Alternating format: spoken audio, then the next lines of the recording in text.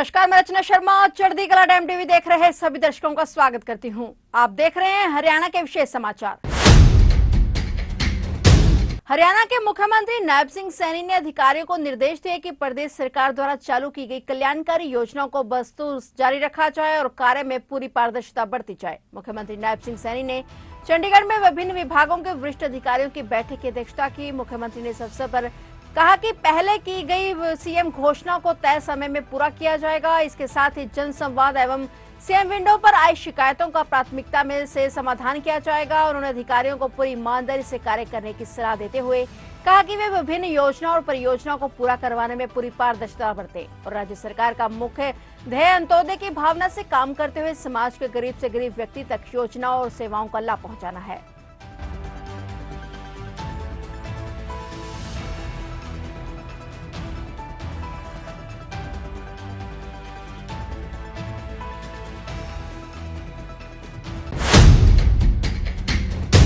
हरियाणा के मुख्यमंत्री नायब सिंह सैनी ने कहा कि प्रधानमंत्री नरेंद्र मोदी की सोच है कि वर्ष 2047 तक भारत को विश्व का विकसित राष्ट्र बनाना है। इसी लक्ष्य को पूरा करने और देश के हर जरूरतमंद व्यक्ति तक केंद्र और राज्य सरकार की जनहितैषी नीतियों को पहुंचाने के लिए प्रदेश सरकार तत्पर है। वंचित समाज के महिलाओं और पुरुषों के आर्थिक उत्थान के लिए प्रधानमंत्री सामाजिक उत्थान एवं रोजगार आधारित जन कल्याण पीएम सूरज पोर्टल कारगर साबित होगा। वीडियो कॉन्फ्रेंसिंग के जरिए प्रधानमंत्री नरेंद्र मोदी ने सूरज पोर्टल का लोकार्पण किया है। मुख्यमंत्री नायब सिंह सैनी ने नमस्ते मित्र योजना के तहत हरियाणा शहरी विकास प्राधिकरण पंचकुला के सीवरमैन गुरजीत सिंह, जगदेव सिंह, सेंटी, राजेश कुमार और रजस्विंदर को नमस्ते आईडी और आयुष्मान कार्ड सौंपकर बधाई दी। मुख्यमंत्री ने कहा कि हरियाणा सरकार का प्रयास है कि वंचित समाज के महिला और पुरुष स्वरोजगार अपनाकर आत्मनिर्भर बने। इसके लिए वे सूरज पोर्टल पर आवेदन कर ऋण प्राप्त करें। मुख्यमंत्री ने इस दौरान सरकार की योजनाओं का लाभ लेकर स्वरोजगार से आर्थिक तौर पर समृद्ध बने महिलाओं और पुरुषों के अनुभव भी साझा किए। एक महिला ने मुख्यमंत्री सैनी को बताया कि आर्थिक तंगी की वजह से पहले उसे परिवार का पोषण करने में दिक्कत हो रही थी। फिर उसने सरकार की योजना के माध्यम से ऋण लेकर बुटीक का काम शुरू किया, जिससे न सिर्फ वे अपने परिवार का पोषण करने में अच्छे से सफल हुई बल्कि कई अन्य युवतियों को भी रोजगार दिया। मुख्यमंत्री ने स्वरोजगार अपनाकर खुशहाली के पथ पर चढ़ने वाली महिलाओं और पुरुषों की प्रशंसा की और अन्य लोगों से भी उनसे प्रेरणा लेने का आह्वान किया।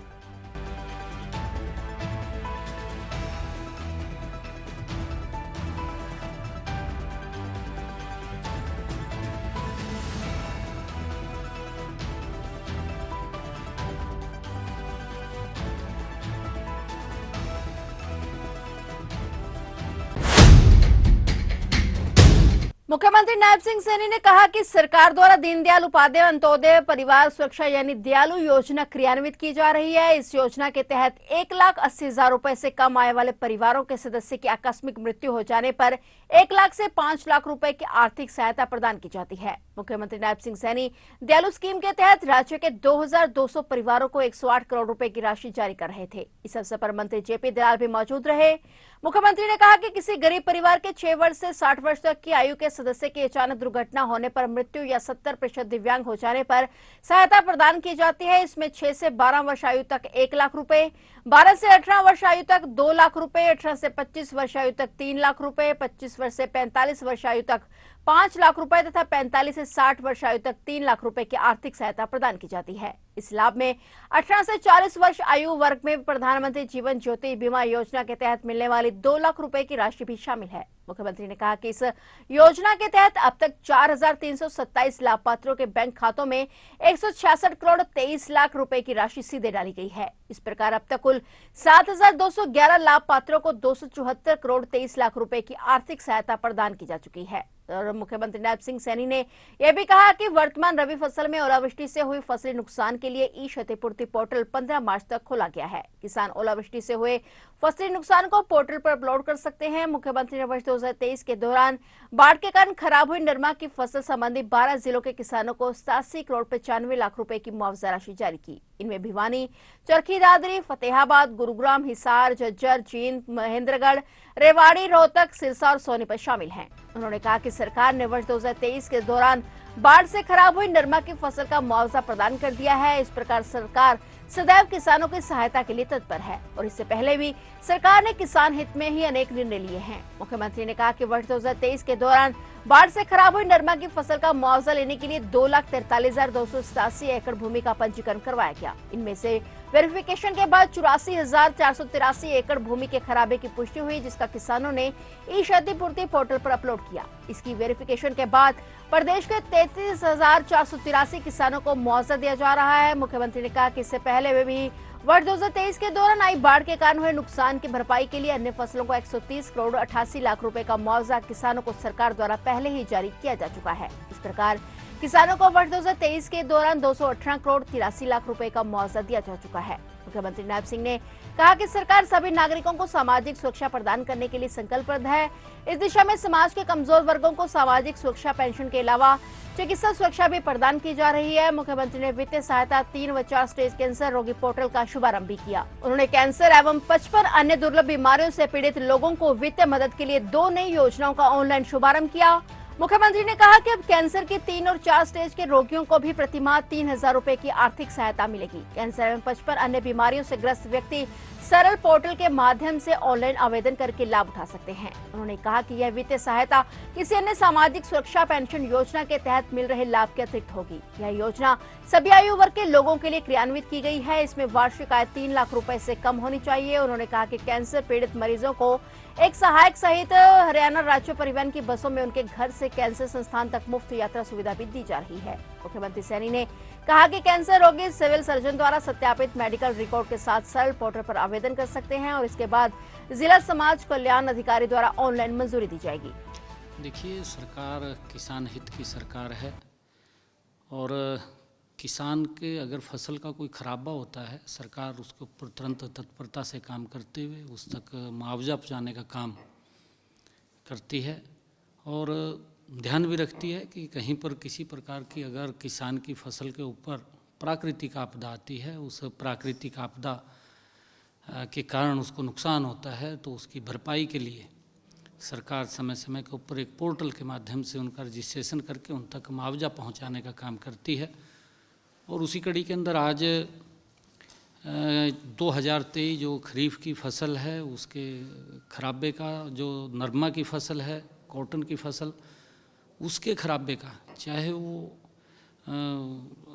गुलाबी सुंडी से हुआ है या अन्य कोई प्राकृतिक उसके ऊपर आपदा आई है, उसके कारण से जो उसका खराबा हुआ था, लगभग आज 87 करोड़ 95 लाख रुपए का आज मुआवजा उन तक पहुंचा है।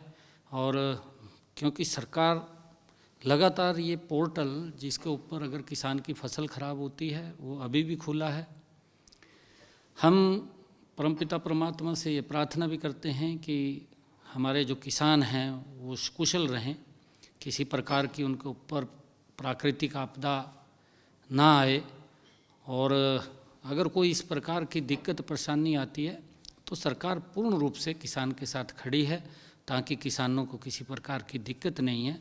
और जो ये मुआवजा 2023 का था आज उसको हमने रिलीज किया है, लगभग ये 87 करोड़ 95 लाख रुपए की अमाउंट का ये मुआवजा आज जारी हुआ है। जो हमारी दीनदयाल उपाध्याय योजना है, अंत्योदय परिवार सुरक्षा योजना, उसके माध्यम से भी क्योंकि 2,884 जो लाभपात्र थे उनको कहीं ना कहीं कोई बीमारी के कारण या कोई दिक्कत वो आती है शारीरिक रूप से, ऐसे पात्र लोगों को मुआवजा ये आज भी वो जारी किया है। ऐसे 2,884 लाभपात्र हैं जिनके खाते के अंदर राशि वो आज जारी की है ताकि उन तक वो राशि पहुँचे और उनको उस योजना के माध्यम से कोई दुर्घटना बीमा है उसका लाभ मिले।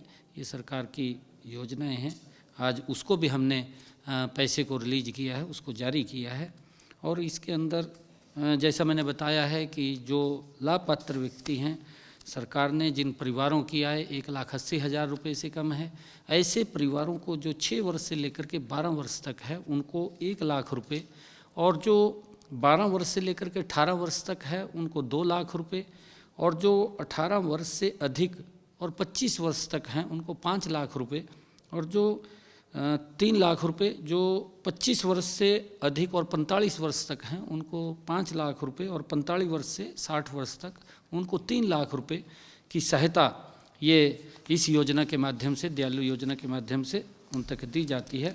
और एक आज पोर्टल और लॉन्च किया है कि जो बहुत ही कैंसर या अन्य दुर्लभ बीमारियां हैं उसके अंदर एक लिस्ट है पूरी की पूरी, ऐसे जो पीड़ित व्यक्ति हैं, किसी को कोई बीमारी जो हो जाती है उनको उस पोर्टल के ऊपर रजिस्ट्रेशन करेंगे और उनको जिस प्रकार से बुढ़ापा पेंशन सम्मान भत्ता दिया जाता है 3000 रुपये, उस तरीके का उनको ये पेंशन लग करके उनको लाभ पहुंचाने का काम भी ये आज इस पोर्टल के माध्यम से होगा। जो अगर कोई रजिस्ट्रेशन करेगा इस प्रकार का, क्योंकि उसको डॉक्टर वेरीफाई करते हैं, एक टीम बनी हुई है कि इसको कोई कैंसर या अन्य कोई डिजीज़ जो बीमारी है जिसके कारण वो पीड़ित है और इलाज कराने के अंदर उसको दिक्कत आती है, ऐसे लोगों को ये पेंशन की उसके माध्यम से सुविधा है। आज उस पोर्टल को भी ऑनलाइन लॉन्च किया है।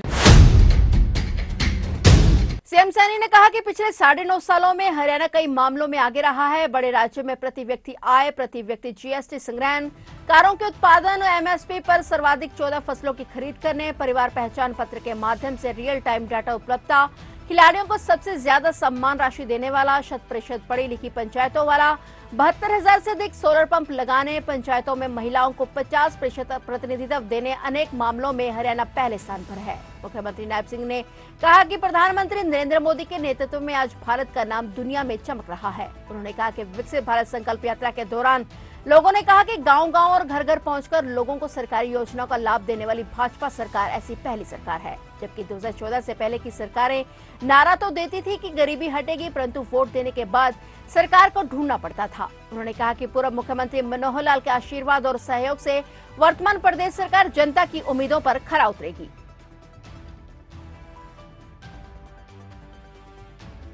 माननीय अध्यक्ष जी, क्योंकि बहन जी ने बात कही है, मैं उस बात के ऊपर कह रहा हूं। जब मैं वहां पर आंकड़े दे रहा था और उस दिन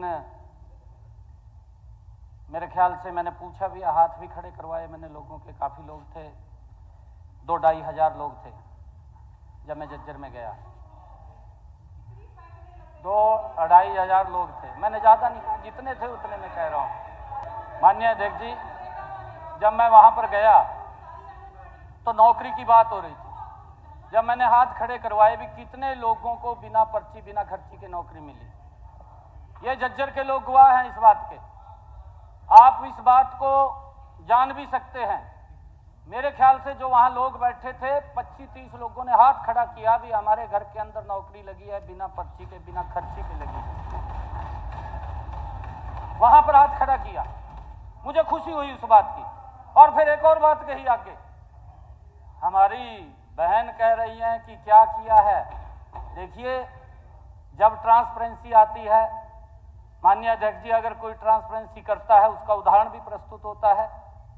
बहन जी के घर के अंदर भी बिना पर्ची बिना खर्ची के रोजगार आया है। सदन को आदरणीय अध्यक्ष जी, मैं विश्वास दिलाता हूं कि हरियाणा के हर गांव, हर शहर, हर मोहल्ले और हर घर में लोगों के